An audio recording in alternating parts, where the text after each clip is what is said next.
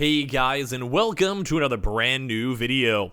In this video, we actually have even more intriguing news when it comes to all the consoles, where as of right now, it does kind of seem like every single next-gen console is now officially banned in terms of hardware, in terms of digital, in terms of everything, and we're going to go talk about that, talk about kind of the big company kind of statements and what they're going to be going and doing, kind of like what's going on in general, and as well a little bit of bit of extra additional information, because we kind of covered up some of this topic as of yesterday, but there's even more news that has kind of come on out. I just want to talk about it a little bit more and dedicate a little bit more time to it as well.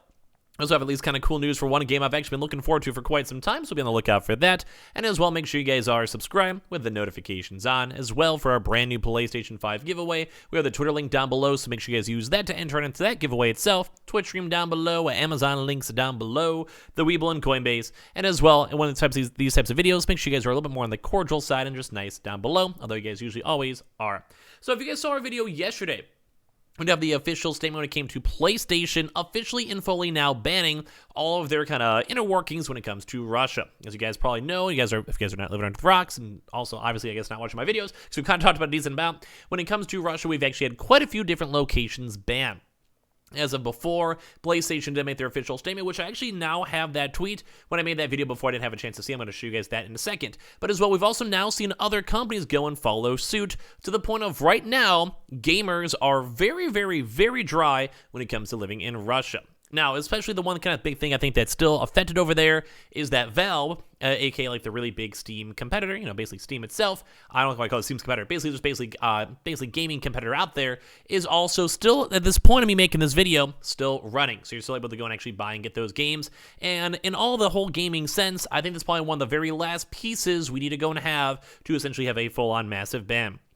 Now, once again, I feel really bad in terms of the people living in Russia that have done nothing wrong, but at the same time, too, when it comes to the whole overall world, it's not a good situation to be in and not something we want to stay in for a long period of time. I'm sure you guys would understand on that.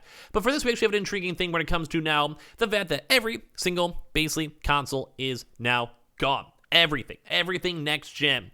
So as of right now, the Russian console game market now fully does not exist. Restocks are not happening. Basically whole shipments of consoles in stock are not happening. Next-gen console stocks, not happening. Previous-gen console restocks, not happening. And as well, all the online digital sales for everything in regarding these next-gen consoles are all now officially gone.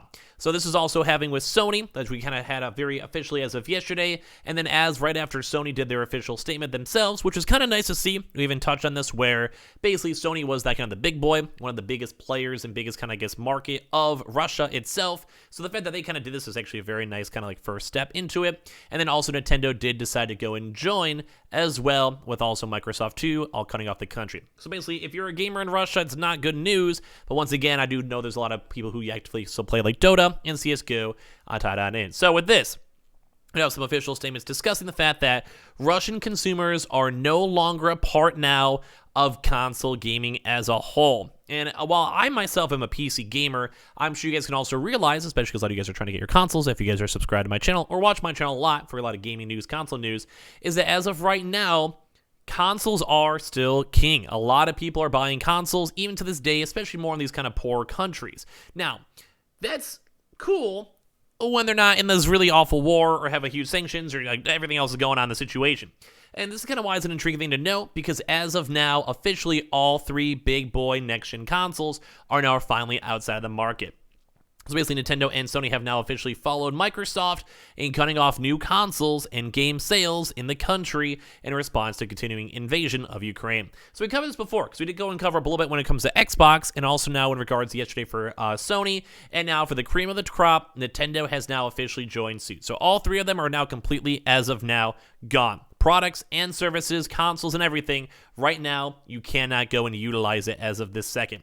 Basically, in a statement provided to the press, Nintendo said overnight that it has decided to suspend shipping all of Nintendo products, this would apply in regards to like the Nintendo Switch, Switch Lite, and probably Switch OLED, to Russia as of right now for the foreseeable future.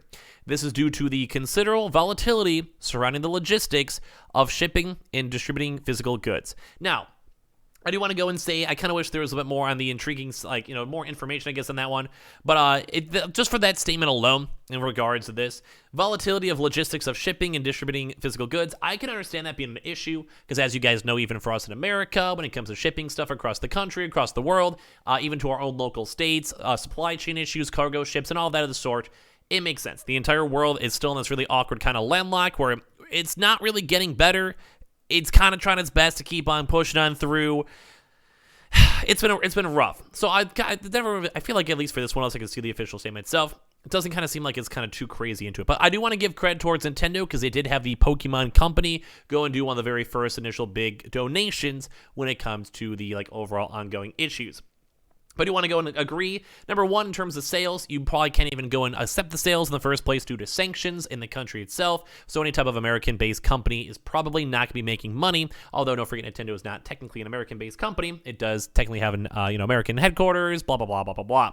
Part two, that's also the fact of the shipping itself to probably get products into Russia are probably going to either get lost, get stolen, maybe even sanctioned and stolen, and then probably make a big reason of why these big three companies, Nintendo, Sony, and also Microsoft, are probably trying their best not to go and deal with it. Because what would happen if you have 5,000 PlayStation 5s, and then at some point they're like, well, this is ours now. And then you have nothing to really kind of do in the first place as a company. So just very kind of weird things, because when it comes to consoles, we do cover a lot of console news. It could always potentially be a good news, I keep on saying, because this could also maybe just go push towards more extra consoles available, because in terms of production, the production still will be ongoing. So that kind of means that all the production can still be allocated towards other locations and other stock. Would make sense. Why would it not?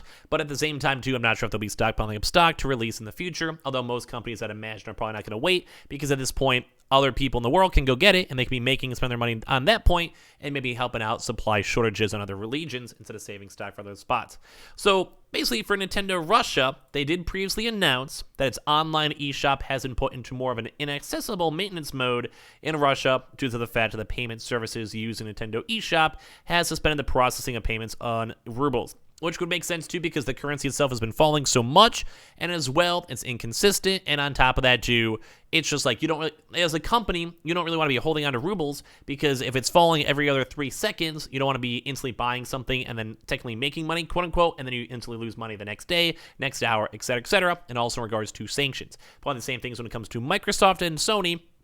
At this current moment, you do not want people, number one, and engaging this whole worldwide bad behavior first and foremost, and then part two of that will definitely be on the fact of, well, you don't want to be holding onto a currency that's falling just on pure business side, and part three, kind of how Nintendo has stated, you just don't want to be having to go and have to deal with cargos and shipping, because what would happen maybe if your cargo ship got taken over? What if it got seized? What if basically got stolen? There's a lot of potential negatives, which I would probably agree. If I'm a company, I don't really want to have to go and deal with this and deal with the logistics of having to deal with that. So for this one too, as you guys probably had a chance to see, we had the official statement from PlayStation over here, and we kind of covered this news as of yesterday, where they're now going and suspending all software and hardware shipments, kind of how we saw with Microsoft and Nintendo, and they also wanted to do their $2 million donation towards basically things over here, which is very nice to see from Sony. We always have to give them a nice little thumbs up for that too as well. And also for the article's sake too, they also saying that the major console market united front in the Russian market comes as many game publishers, including Take-Two, Ubisoft, Electronic Arts, Activision Blizzard, Epic Games, and CD Projekt Red, have all pulled out, which we've covered throughout the week. While Russia is a growing market for the game industry, the country still didn't actually go and crack the top 10 nations by total game industry revenues in 2021, Newzoo report.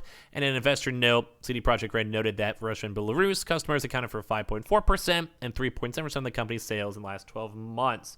And as well, console gaming has traditionally been the smallest portion of the Russian gaming market, which is more focused on mobile and PC gaming, which is why I want to mention too as well. That's why Valve and Steam is such a big thing. You get rid of CSGO, you get rid of Dota, and I'm sure a lot more folks would be affected by that as well. Although with all these next-gen consoles, that is still a big push. A lot of them also pushing towards free-to-play titles as well, mixed on in, mainly because a lot of Russians don't have as much money to go and spend on consoles and other stuff, although I'm obviously sure other folks still will have them. Russian console gaming has also long experienced extremely high piracy rates as well, which actually might even be better too when it comes to gaming companies, mainly because if everyone's trying to go and steal the games in the first place, what's the point? You're not really making the digital sales, and sometimes these things actually lose money to go and make, say, the PS5 or Xbox. So at that point, why do you want to sell a console that you're losing money on just to have your products also pirated too as well? So kind of intriguing too, and I also want to maybe go into more of a big in-depth maybe for the next video on this one, or basically the Russian government's reporting trying to legalize software piracy too as well. So I want to go talk about this one too, because that's kind of a big in the first place too. And I've also kind of talked about the fact that basically a lot of marketplaces, it's just hard to do business too, because a lot of the payment processors are also gone as of right this second, and also with the Russian ruble price that we covered on throughout this video. So we have a few other various things we're going to go make some stuff, and even on the article itself, as I kind of would push him, Valve has yet to make any announcements in regards to that too as well.